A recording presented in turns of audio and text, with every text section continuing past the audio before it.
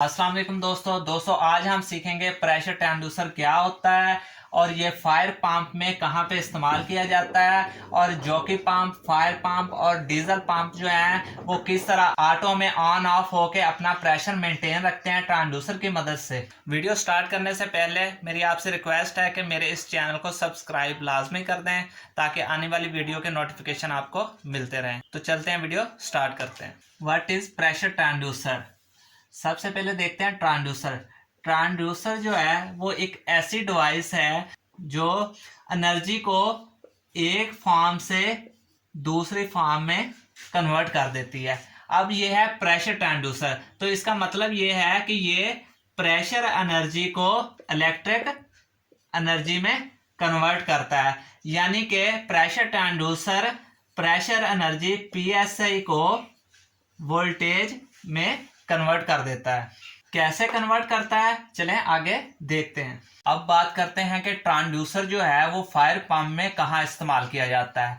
ये हमारा है कंट्रोल पैनल। कंट्रोल पैनल से एक वायर जाती है हमारे पंप को, जो कि इस पंप को ऑन करती है।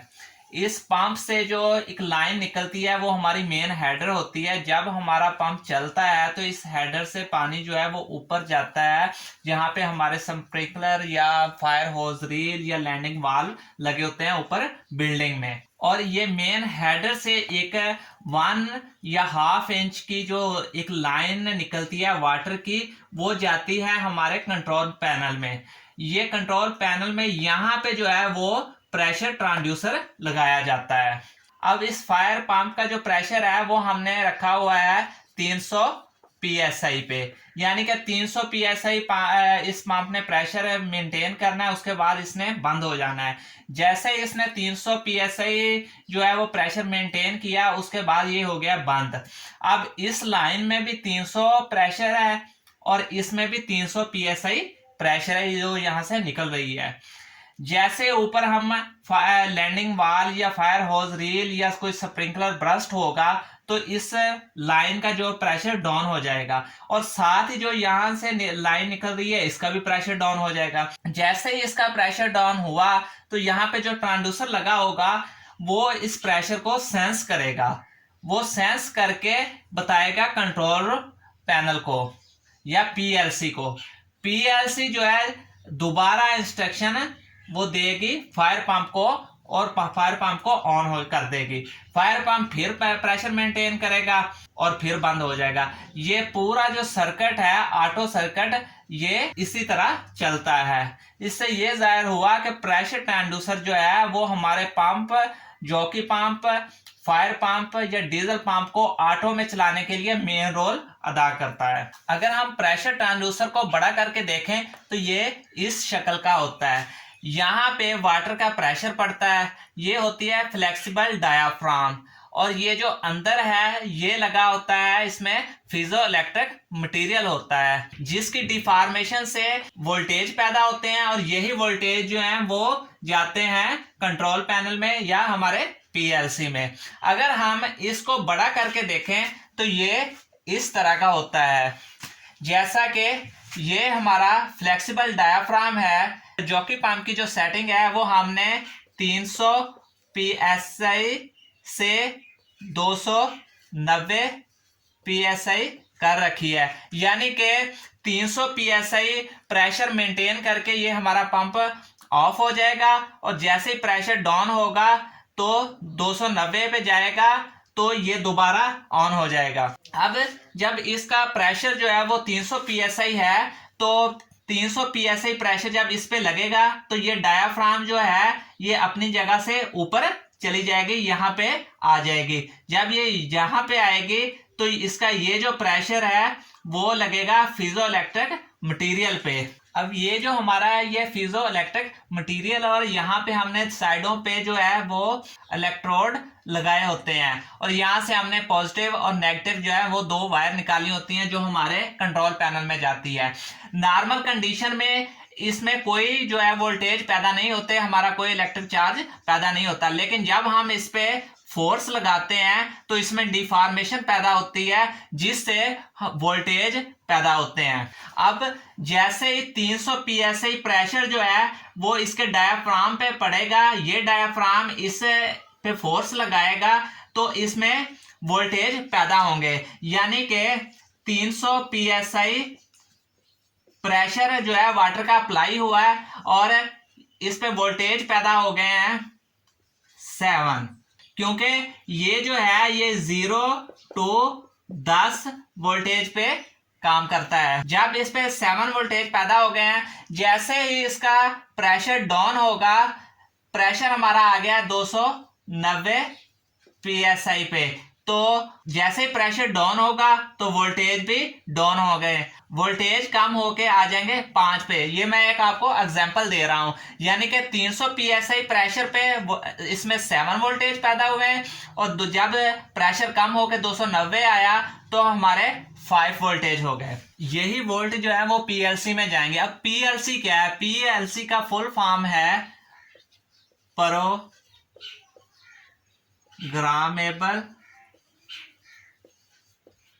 Logic controller. जैसा कि नाम से जाहिर है ये एक कंट्रोलर है जिसमें हम अपनी तरफ से एक प्रोग्राम बनाते हैं। लॉजिक मतलब भी अपने जहन के मुताबिक।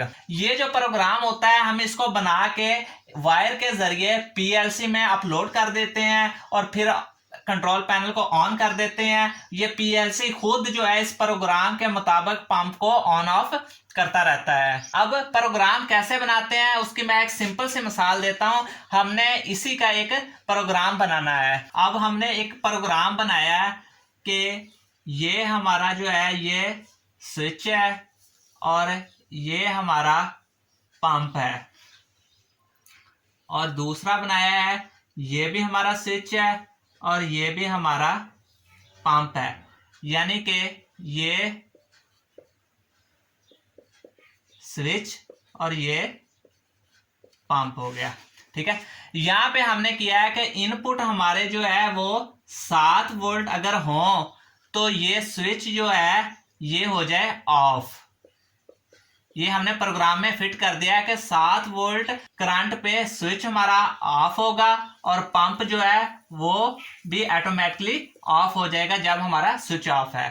ठीक है, और अगर हमें इनपुट जो है वो 5 वोल्ट आए तो स्विच हमारा जो है वो ऑन हो जाए और पंप जब स्विच ऑन होगा तो पंप हमारा भी रन होगा, यानी कि स्टार्ट होगा।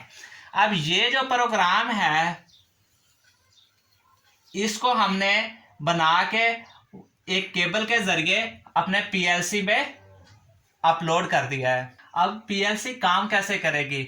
ये पंप हमारा जो स्टार्ट हो गया है, इसने प्रेशर जो है वो मेंटेन करना शुरू कर दिया है।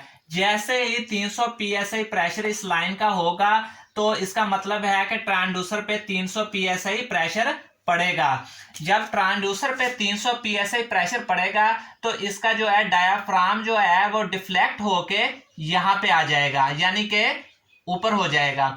जैसे ही ऊपर होगा तो ये फोर्स जो है ये पीजो इलेक्ट्रिक मटेरियल पे पड़ेगी तो इसमें डिफॉर्मेशन आ जाएगी। जब इसमें डिफॉर्मेशन आएगी तो इसमें वोल्ट पैदा हो जाएंगे।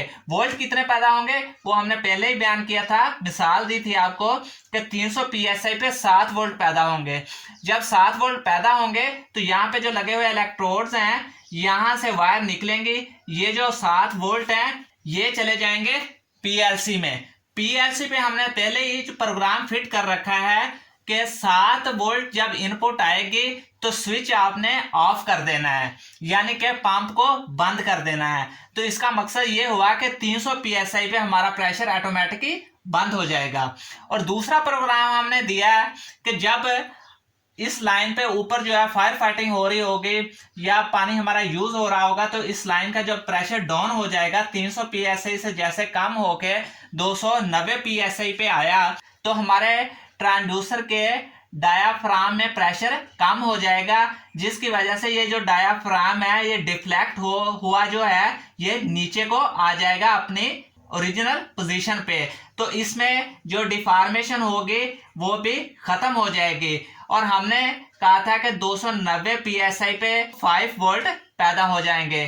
तो 7 वोल्ट से जब नीचे 5 वोल्ट पैदा हुए प्रेशर कम होने की वजह से, तो ये जो 5 वोल्ट हैं ये दोबारा चले जाएंगे पीएलसी में इन वायर के जरिए। ये पीएलसी में हमने पहले से प्रोग्राम फिट करके रख दिया होगा कि जब आपको 5 वोल्ट मिले तो आपने स्विच को ऑन कर देना है, जिससे हमारा पंप जो है वो दोबारा रन हो जाएगा। तो 290 पे हमारा जो है पंप जो है वो दोबारा चलना स्टार्ट हो जाएगा। यानी कि 300 psi और 290 psi के दरमियान हमारा पंप जो है वो ऑन ऑफ खुद ब खुद होता रहेगा पीएलसी की वजह से। इसी तरह ये पूरा जो सर्कल है ये ऑटो में इसी तरह चलता रहेगा। उम्मीद करता हूं दोस्तों आपको फायर पंप सिस्टम में प्रेशर ट्रांसड्यूसर का जो वर्किंग है वो आपको अच्छी तरह से समझ आ गई होगी। अगर आपको वीडियो अच्छी लगी है तो इसको लाइक कर दें। इसी तरह की फायर सेफ्टी के बारे में और इंडस्ट्री सेफ्टी के बारे में और वीडियो के लिए सब्सक्राइब के बटन को प्रेस करते हुए बेल आइकॉन के बटन को भी साथ